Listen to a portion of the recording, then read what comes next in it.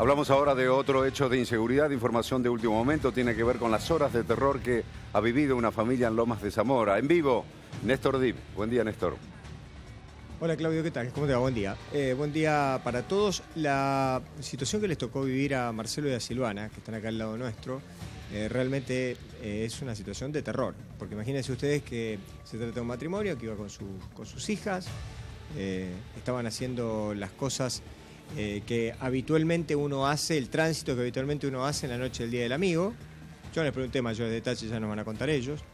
Y a unas 20 cuadras más o menos de su casa, allí los interceptan 4 delincuentes arriba de un auto, los 4 armados, se les suben arriba del auto y después ahí sigue la historia que la van a contar ellos en primera persona. La verdad que fue buen día. Yo les digo buen día porque uno podría pensar en todo lo mal que podía haber salido dentro de lo terrible de la situación. ¿Nos cuentan cómo fue todo? ¿Cómo arrancó todo? Hola, ¿qué tal? Salíamos de cenar de la casa de unos amigos, era la 1 de la mañana, y habíamos hecho apenas creo que 3 cuadras cuando yo veo un auto que nos apura de atrás y le digo a Marcelo, déjalo pasar, como que venían muy apurados, y cuando pasan por su izquierda, clavan los frenos adelante y bajan de 4 puertas, 4 armados, y bueno, nos hacen bajar de nuestro auto, se querían llevar a las nenas, decían las nenas no, y bueno, nos suben a los 4 en el auto y empiezan a dar vueltas, y todo golpeándonos, le golpeaban piñas en la espalda, culatazos en la cabeza, y no nos miren, y dónde viven, y piensen dónde van a conseguir los 200.000, y bueno, y en un momento, después de varias vueltas, deciden bajarlo y llevárselo a Marcelo. O sea que se ve que lo suben a otro auto, que iban otros 4. Y bueno, a mí con las nenas decían, vamos a tirarlas al riachuelo. Vos con las nenas te quedaste en un auto con ¿cuántos delincuentes? Con 3, y en algún momento del recorrido subió uno más. O sea, eran 4 delincuentes y estabas vos y las nenas. Sí, 4 y nosotras 3. Y Marcelo, vos estabas en el otro auto. Claro, a mí me suben a otro auto y me traen acá. Y bueno, se quedan con ella, yo no en ningún momento supe dónde estaban ni nada. Y bueno, acá se llevaron todo lo que encontraron, todo lo que quisieron. No había lo que ellos esperaban. O sea, yo tengo un auto, o tenía, no sé. No está, el auto ya no está. Un auto nuevo, ahora, viste que un auto nuevo a lo mejor llama la atención, pero no es un auto de lujo, y la verdad que es lo único que tenía. Porque esta casa es una casa familiar que me dejaron mis viejos, que falta hacer 1000 cosas que no hay con qué hacerlas. Con los problemas que tiene todo el mundo. Exactamente. Está clarísimo. Exactamente. No era lo que ellos creían, que porque una familia viene en un auto bueno, en un auto nuevo, 200.000 pesos me decís y no sé ni a quién pedírselos. No, yo no me muevo dentro de un ambiente de gente adinerada. Claudio, ellos tienen retorno, así que vos podés intervenir cuando quieras. Bien. Igualmente lo que le quiero preguntar a Marcelo y a Silvana, se estaban viviendo, eran como 2 mundos paralelos los que estaban viviendo. Vos por un lado con tus hijas tratando de resguardarla a vos y pensando en su seguridad seguramente, y Marcelo con los otros asaltantes acá dentro de la casa. ¿Vos en qué lugar estabas, Silvana? No, como en ningún momento veíamos por dónde íbamos, porque me hacían tirar la cabeza hacia el piso. Mi hija, la mayor, estaba totalmente acostada en el piso de atrás del auto, toda pisoteándola. La chiquita también la llevaba uno en la falda. Pero decían que nos llevaban a Moreno. Aparentemente agarraron Camino Negro. Y después pues dijeron bajar en Liniers y volvieron, tenían que hacer tiempo, pero en todo ese momento que me iban golpeando la espalda y apretándome la cabeza con el arma, me decían que ya le iban cortando los dedos, que ya le estaban cortando más dedos y que siguiera diciendo todo. Yo decía toda la verdad, dónde estaba la plata. Y nada, fue una pesadilla hasta que después, no sé cuánto tiempo pasó, pararon y ahí abren una puerta y lo tiran a Marcelo de nuevo con nosotras. O sea, ahí como que me volvió el alma al cuerpo, porque lo sacaron de acá y lo volvieron a llevar. Y después vuelven a hacer otras vueltas, y nos dicen con que nos van a bajar, que no levantemos la vista, y ahí nos pegan un empujón a los 4 y nos tiran. Era un barrio así como, en primer momento me parecía una villa, un barrio humilde, donde le agradezco mucho a una familia que abrió la puerta y nos hizo pasar, que ni sé cómo se llaman, y llamó a la policía. Es muy difícil en esos momentos porque la verdad que te abran la puerta de una casa a la noche y que te ayuden, la experiencia indica que en general la gente lo que hace es cierra la puerta y no te va a abrir por nada del mundo. Y yo tenía miedo de entrar también. Sí, teníamos miedo de entrar porque era... Yo cuando me hacía pasar no quería, ¿no? Había... Y sí, pero te venía de un momento muy complicado también.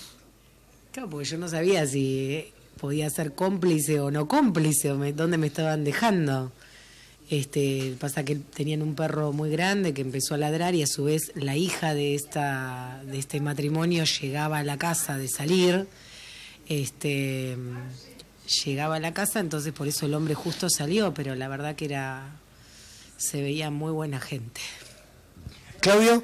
Sí, a Marcelo la pregunta, si por momentos había 4 delincuentes con tu mujer, ¿con vos cuántos delincuentes había en el auto? ¿O cuando fueron a tu casa? Conmigo vinieron 4. O sea que estamos hablando en total, como mínimo, o conocidos hasta ahora, 8 delincuentes.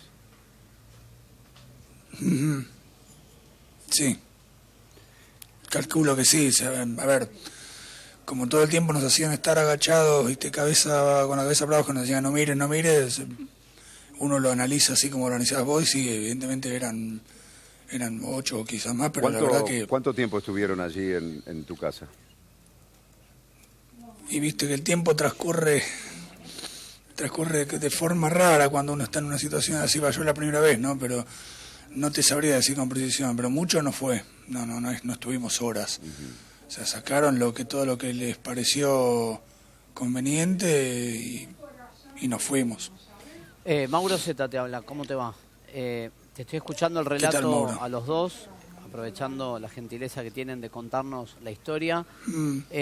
¿En algún momento te pidieron, cuando te llevan a tu casa, gestionar tu propia libertad? Es decir, a cambio de dinero, decirte, bueno, tenemos a tu mujer y a tus hijos secuestrados en otro lado, vos ahora tenés que pagar tu propia libertad. Es una modalidad que se viene repitiendo, que se llama autopago, donde te obligan a gestionar tu propio rescate para liberar a tu mujer. ¿Fue así o te desvalijaron todo al azar, electrodoméstico, lo que encontraron a su paso? No, fue así, lo segundo, o sea, no... Yo ya sabía que tenían a mi familia porque como nos encontraron a todos juntos... Claro. En realidad a mí me trajeron acá porque me pedían plata y me preguntaron ¿cuánto tenés en tu casa? Y yo le dije, mirá, que yo habrá 10.000 pesos. Que una plata que estábamos juntando pesito por pesito, porque tenían unos vencimientos ahora en los próximos días, por eso. Y obviamente a ellos no les parecía... redituable. No, para nada. Entonces querían que yo llamara a alguien que me pudiera dar 200.000 pesos, pero dijeron primero, después bajaron a 100.000, y yo tratando de explicarles que no conocía a nadie que pudiera... O sea, poder preguntar, yo podía agarrar el teléfono y preguntarle a uno, a otro... pero no podía tener la certeza de que esa persona iba a tener ese dinero, porque, a ver, yo no me muevo dentro de un ambiente de gente de alto dinero, de alto poder adquisitivo, mis amigos son empresarios, ¿me explico? Son todos como yo, gente... ¿Sabes por qué te preguntaba eso, Marcelo? Porque el otro día le contaba a Claudia, a Néstor, en el mes de junio, la estadística de los secuestros extorsivos en la zona sur, que es el corredor que es Avellaneda, Lomas... Esteban Echeverría, Ezeiza, fue uno de los picos más altos, con más de 11 secuestros extorsivos consumados en la zona sur. Temperley, Banfield, Por eso te preguntaba si había en un momento una exigencia extorsiva. La hubo, pero no directa, pero en algún momento te sugirieron tratar de tramitar plata con conocidos tuyos. Fue un poco lo que te decía. Exactamente, sí.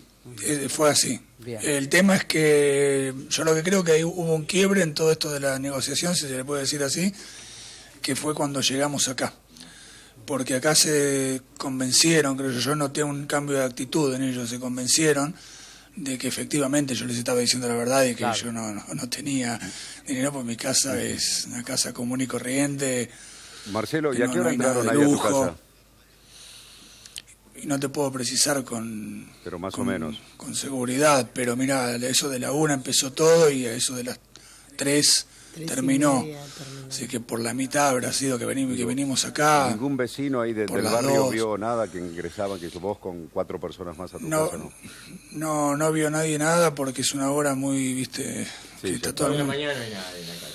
No hay aparte- nadie y aparte aparte es un entramos garage llevadizo. entramos por el portón del garage que tiene control remoto, así que fue todo muy rápido. Claro, pasó todo oculto así.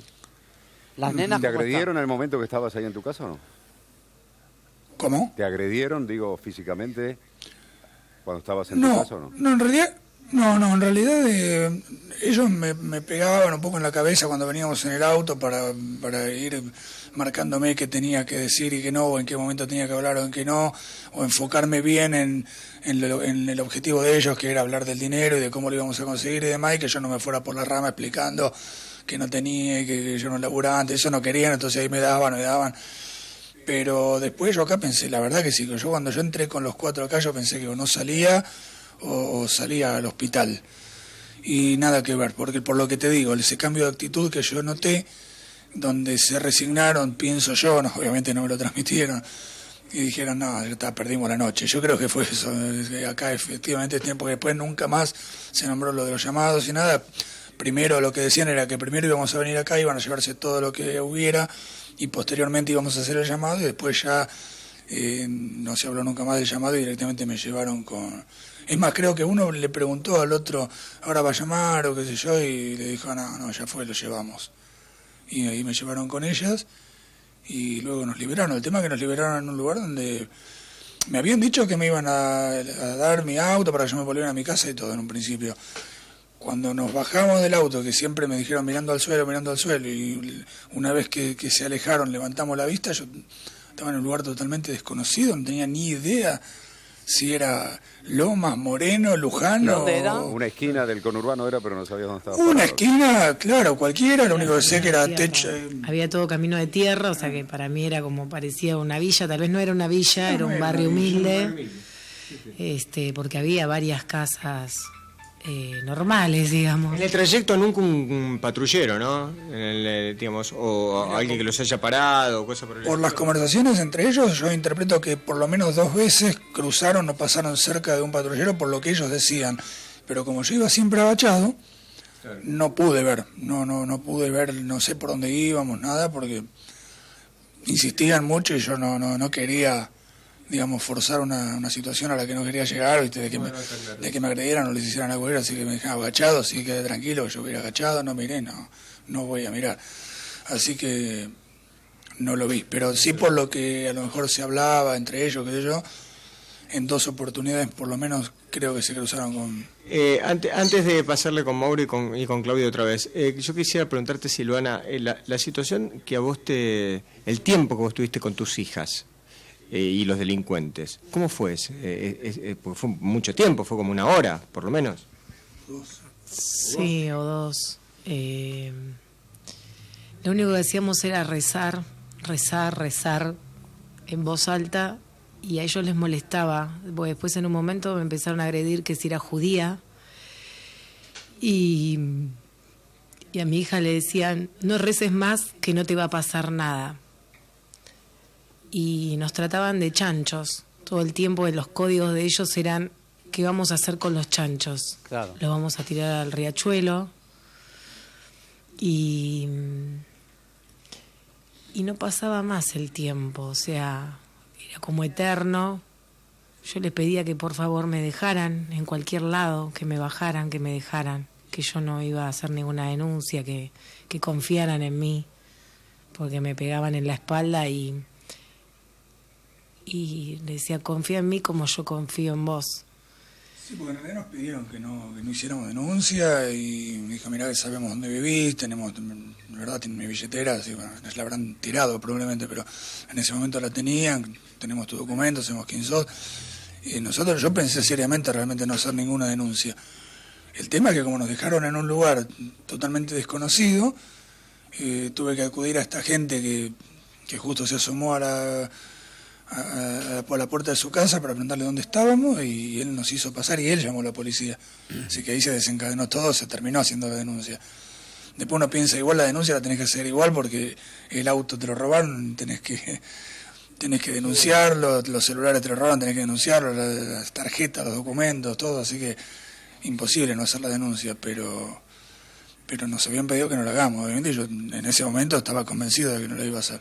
Después se desencadenó todo así. Marcelo, bueno, no sé si querés decir sí. la marca del auto, claro, y el auto por si alguien lo ve y está viendo esta entrevista, claro, y ve el auto y puede dar ayuda para encontrarlo. Si querés darlo, podés hacerlo. ¿De mi auto, decís Sí. vos?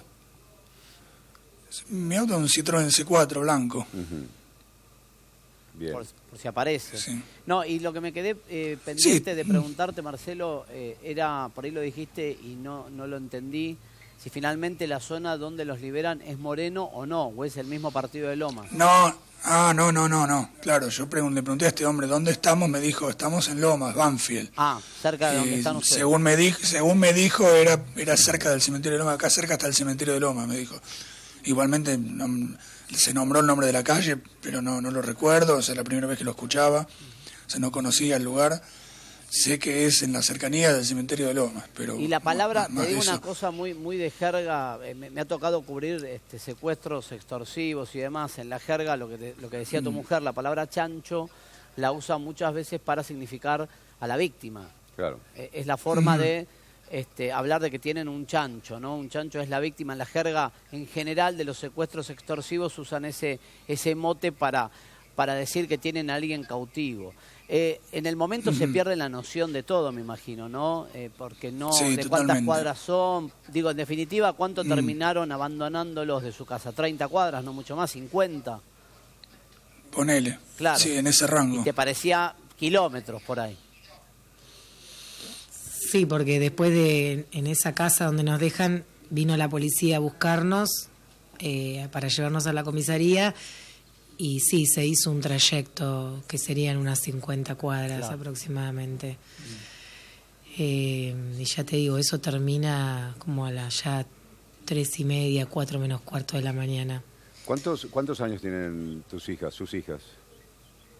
13 y 8. 13 y 8. ¿Qué pasó con ellas después que terminó o cuando las liberaron en ese momento? ¿Qué reacción tuvieron, Silvina? Cuando volvemos acá, bueno, nos pasó con la más chiquita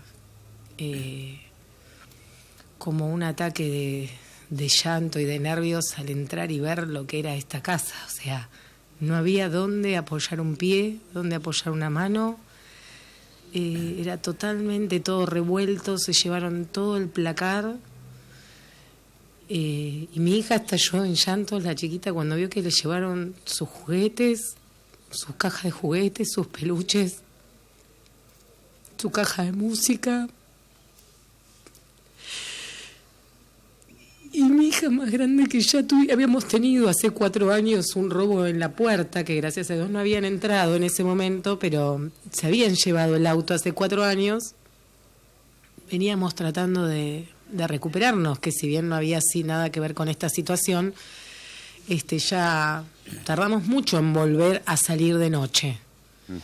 No suelo salir tampoco sola de noche, ni con mis hijas de noche. Solemos prestar mucha atención a partir de esa situación y venía recuperándose mi hija más grande y bueno, está como una momia desde ayer, que no puede hablar.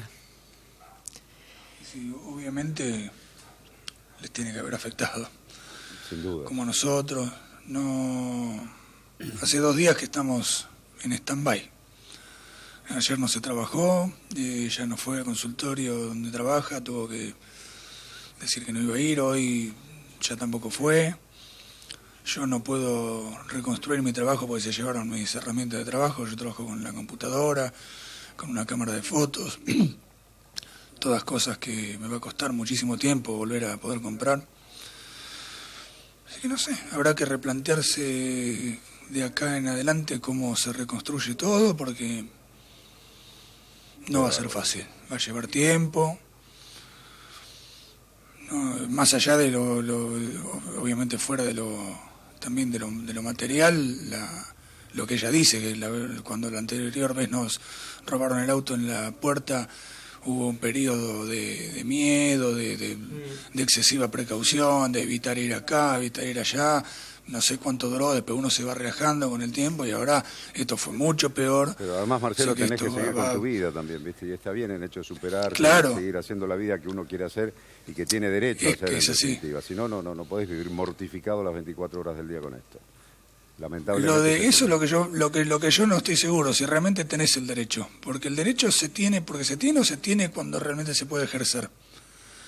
Porque porque sí, no... es como un derecho trunco, en definitiva. El derecho está en su esencia, claro, pero la realidad te indica que por eso no lo puedes ejercer.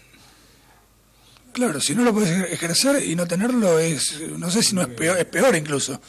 Es peor, porque si bueno, yo no tengo el derecho de entrar a tu casa si vos no querés, bueno, listo. Pero si yo tengo el derecho de hacer algo y no lo puedo hacer porque algo me lo impide, es peor. Y yo lo que veo es que hoy día no se tiene en este país el derecho de ser exitoso, de tener éxito, que no es mi caso, ¿eh? No es mi caso, porque todo lo que estaba explicando acá, yo tengo una casa común. No podés transitar libremente. No podés transitar libremente, o sea, si tenés un auto lindo, ya sos susceptible de que te van a pasar cosas. Porque a mí mucha gente me lo ha dicho antes que pase. No, ¿cómo te compraste ese auto? Como si fuera, viste, un auto alemán. ¿Cómo te compraste ese auto? Te va a pasar esto, te va a pasar lo otro, no se puede andar en ese auto. Estamos hablando de un auto común y corriente. O sea, acá en este país solo es alta gama, un Citroën C4, o un Megane o un Focus. Acá solamente. Entonces... No tenés derecho a comprarte cosas, no tenés derecho a arreglar tu casa. Conozco gente que me dice, no, la casa, que le ha pasado esto hace tiempo atrás, y dice, me resigné a que no voy a arreglar la casa, no le voy a hacer nada, voy a vivir así, aunque no nos guste, aunque no esté conforme, y cuando me sobre algún peso me voy a ir a hacer algún paseo, algo que pueda... Ahora, ¿ustedes sienten que rompieron la barrera de las 11 de la noche? Porque hay algo casi implícito en todo el conurbano, y uno tiene que dar vuelta con el auto para darse cuenta de eso, cosa que en general los políticos no hacen, pero digamos, la gente normal sí lo hace. Después de las 11 de la noche no hay un alma, en ningún lado. Vos hoy, Claudio, Mauro, querés ir a cualquier lugar de la provincia de Buenos Aires, zona oeste, zona sur, después de las 11 de la noche no hay un alma en la calle. Y ese era un día muy especial, ¿no? Porque era la noche de festejo del Día del Amigo. Que eran las 11 más o menos. No, era la 1. O sea, era más tarde. Ya había terminado, claro. Unas pizzas con unos amigos, pedimos unas pizzas, nos quedamos a comer, porque bueno, obviamente se pasa la hora charlando, fue un lindo momento, y uno charla, se ríe. Y cuando ves la hora decís, che, mañana es un día que es laborable, hay que laburar, hay que levantarse temprano, vamos yendo, y... Marcelo, ¿los viste en estado de como si estuvieran drogados, alcoholizados, o estaban perfectamente lúcidos, por decirlo así? Yo no noté que estuvieran, como se dice, dados vueltas, ¿viste? Sacados. Como no noté, pero o sea, pero lo que tampoco pude notar demasiado, por lo que te digo, siempre agachado, no les vi la cara, no sé qué cara tenían, no te puedo decir con precisión cuántos eran, ni cómo eran los autos, no, o sea, nada absolutamente. Que, bueno, en mi caso los que nos llevaban a nosotros... Sí, era muy agresivo el que iba con nosotras tres atrás, era de insultarme continuamente y golpearme la espalda. ¿Le pegaba a las chicas también?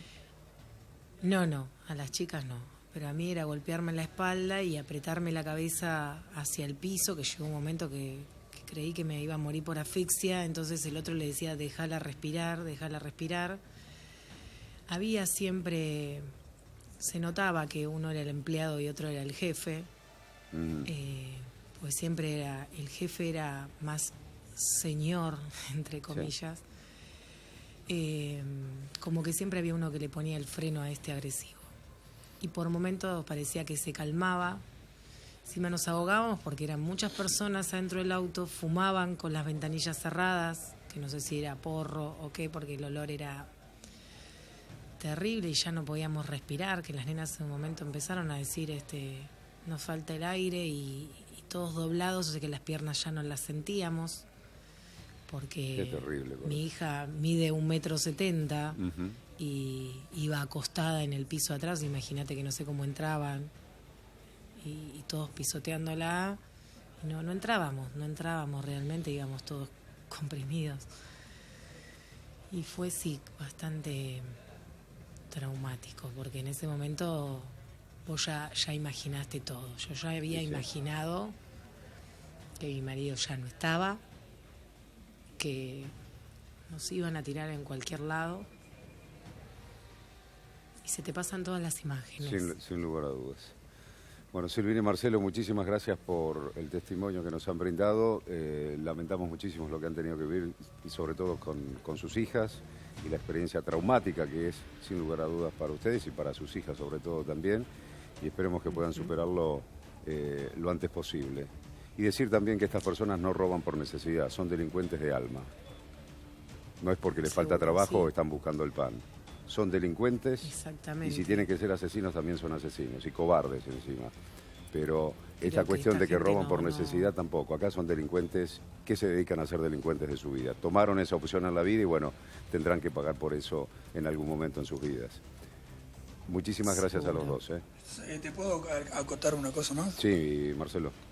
Más allá de lo que vos decís, obviamente que debe ser así, pero delincuentes hubo siempre, siempre habrá, aquí y en todo el mundo. Sin dudas. El problema no son los delincuentes, el problema es la falta de Estado. Sin lugar a dudas. La ausencia del Estado hace que esto se prolifere y que cada vez hagan lo que quieran hacer, y como decía Néstor Dip recién, implantar como una ley no escrita, es decir, a las 11 de la noche estate en tu casa porque si no te puede pasar cualquier cosa. Y eso es lo que se tiene que revertir. No se hace nada, o si se hace es insuficiente. Y no se ve que evidentemente con el paso de los años, porque pasan los años, y la cosa no mejora, y no se ve que se cambie un rumbo, que se diga, bueno, todo esto que se hizo nunca funcionó, vamos a hacer algo totalmente distinto, basado en otra cosa, en algún caso exitoso en algún otro país, lo que fuera. Acá, como que lo que hacen, ¿sabes qué? Por ejemplo, hace un par de días hubo un secuestro, una entradera acá a media cuadra, y por 2 días tenés la policía pasando cada 5 minutos, por 2, 3 días, 4. Eso es lo que se hace. Al 5.º día no hay más. Y yo insisto, ni siquiera yo culpo a la policía en esto, la policía cumple órdenes y hace lo que puede con a veces escasos recursos. Hay un problema de mucho más arriba, que es de los estamentos más altos del Estado, que no se toma una decisión de proteger a los ciudadanos, como debería ser. Es una deuda que tiene el Estado desde hace años y décadas, se diría, con respecto a la población y al pueblo. Y si la pagan pronto sería mejor, porque si no, sin duda, muchos no lo vamos a ver. Marcelo y Silvina, un fuerte abrazo para los dos. Muchas gracias. Gracias. Gracias, Néstor Dip, también. Hasta luego.